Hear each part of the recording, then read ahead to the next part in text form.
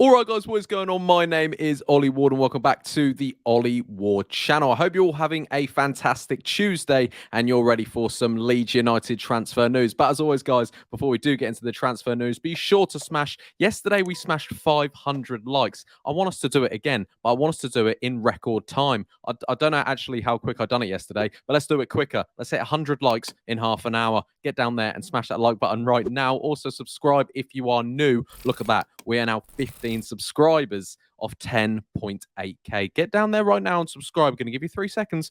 1, 2, and 3. And also comment today your thoughts on these signings I'm about to tell you about. I just want to know your thoughts. I want to get into it. Without further ado, let's get into the Leeds United transfer news.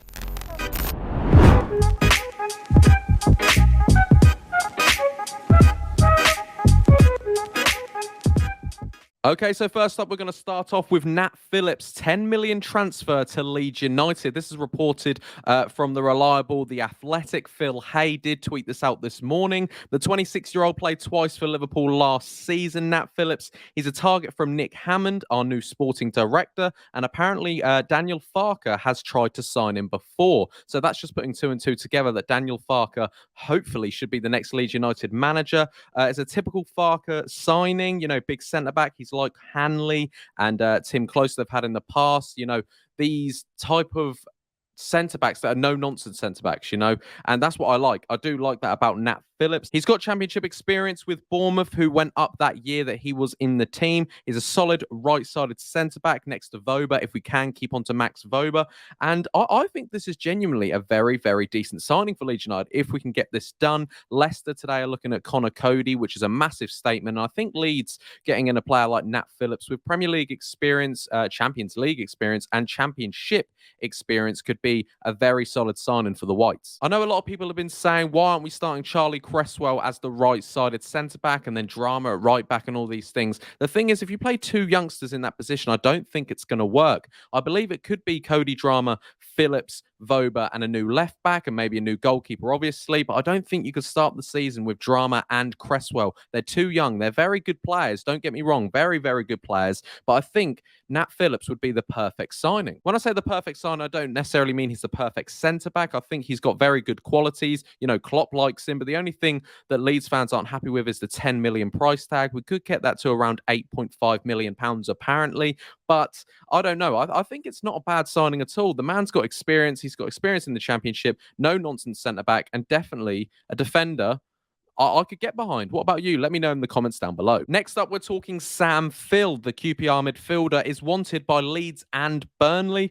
The 25-year-old has 1 year left on his contract. Solid championship option I put here. A smart signing. He's tall, gets stuck in, and can control the midfield. He's kind of like, I would say, a better Adam Forshaw. I don't know if that's harsh on Forshaw or not, but either way, I do like the look of Sam Field. And a lot of people aren't happy with this sort of rumour, but we do have to remember now, guys, we are a championship side. We're not going to be linked to all these Bayer Leverkusen players, RB Leipzig, Salzburg players, all that again. It's going to be solid championship players. And Daniel Farke likes players with experience in the championship. So if it is to be Daniel Farke, which, putting 2 and 2 together, it does look like it will be him. We're going to see some tall players. We're going to see some set piece specialists. We're going to see people who can, control the midfield, which I like. And I'm well behind. And Sam Field is wanted by Leeds United and Burnley. Obviously, Burnley are now a Premier League team. Could Sam Field go there? He's got 1 year left on his contract at QPR. But yeah, Leeds should hopefully go in for him because I really do like him.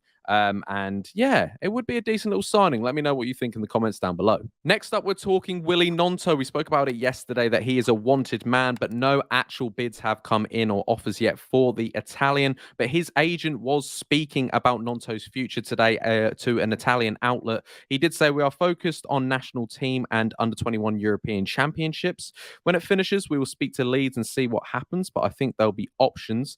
Premier League experience has been fantastic for Willy, and I think he wants to continue in that direction. So can Leeds United keep on to Willy Gnonto? It's going to be a difficult one. Can we give us a year and then we'll get him back to Premier League football again? Or does he just want football straight away, in the Premier League? I'm not, Everton have been interested. I don't know. Maybe we could give him a year, play his life out in the Championship, and then he can play Premier League football again. But it's going to be a tough one to keep on to Willy Gnonto. But his agent has been speaking. But all we know for now is that Willy Gnonto is focusing on European Championship football, which fair play to him. Get that done, and let's just see what we can do in the summer to try and keep on to Willy Gnonto. Next up, we're talking Sonny Perkins. Apparently, he's allowed to leave on loan. This is according to Team Talk, who are very hit and miss, so do take this with a pinch of salt. The club are allowing the 19-year-old to get some minutes out on loan. Similar situation to Joffy, I've put here. Sunderland, Birmingham, and Blackburn are all keen on the young Englishman. I personally don't think we can loan him out to Championship rivals. When I say rivals,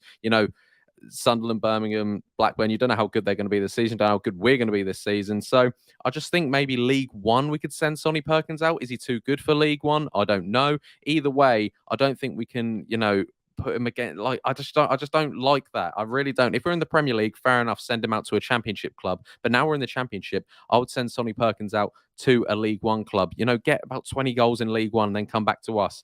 I just don't want him to do it in the Championship against us and, help out potential rivals. But either way, that is from Team Talk. Not 100% sure there. But I wouldn't be too unlikely that a striker, we've got quite a lot of young strikers.